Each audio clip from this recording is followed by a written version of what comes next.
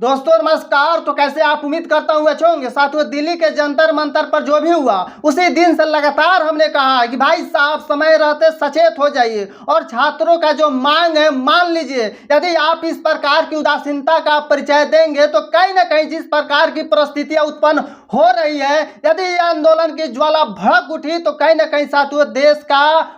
पूरा हिस्सा लपेट में आ जाए तो कोई बड़ी बात नहीं होगी। लेकिन छात्रों के मांग को लेकर के जिस प्रकार का बर्ताव मौजूदा सरकार का है, कहीं ना कहीं साथियों इसी के वजह से बिहार की राजधानी पटना में जिस प्रकार की साथियों घटना देखी जा रही थी, कहीं ना कहीं साथियों शुरुआत में प्रदर्शनकारी पुलिस बल पर भारी पड़ गए और खबर यह भी आ रही है कि कुछ विधायक को धा करके 2-4 थप्पड़ भी जड़ दिए और वो विधायक साहब जाकर के विधानसभा में जिस प्रकार की गलत टीका टिप्पणी कर रहे हैं और कह रहे हैं कि 10-20 लोग आकर के, ये कहे तो 40-50 लोग आकर के लात घूसों की बरसात कर रहे थे। अरे महाराज, वीडियो में जो दिखाई दे रहा है 2-4 थप्पड़ आपको पड़ गया तो आपने आंदोलनकारियों को, प्रदर्शनकारियों को गुंडा तक बता रहे हैं। और एक तरफ जिस प्रकार आपके पुलिस द्वारा निहत्थे छात्रों पर बर्बरता पूर्वक लाठी चलाई जा रही है, लाठी चार्ज की जा रही है, आंसू गैस के गोले दागे जा रहे हैं, वाटर कैनन चलाए जा रहे हैं। इस प्रकार की दमनकारी कार्रवाई से छात्रों पर क्या बीत रही थी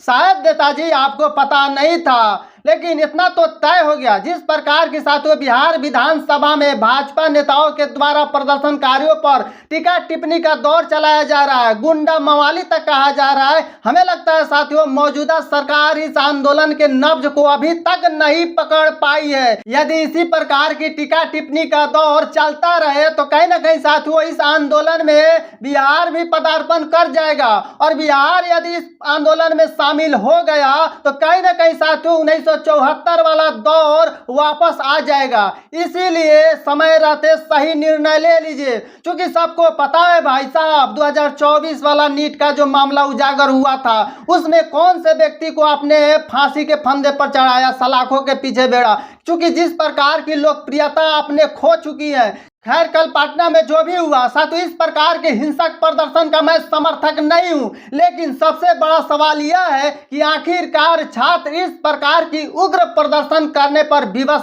क्यों हो जा रहे हैं। सबसे बड़ी सवाल यह है साथियों आखिरकार व्यवस्था इस प्रकार की लचर क्यों हो गई है। अगर इस प्रकार की व्यवस्था को चुस्त और दुरुस्त नहीं करेंगे तो कहीं ना कहीं साथियों एक वक्त ऐसा आएगा कि इस देश के तमाम छात्र इस लचर व्यवस्था का शिकार होने से बचेंगे।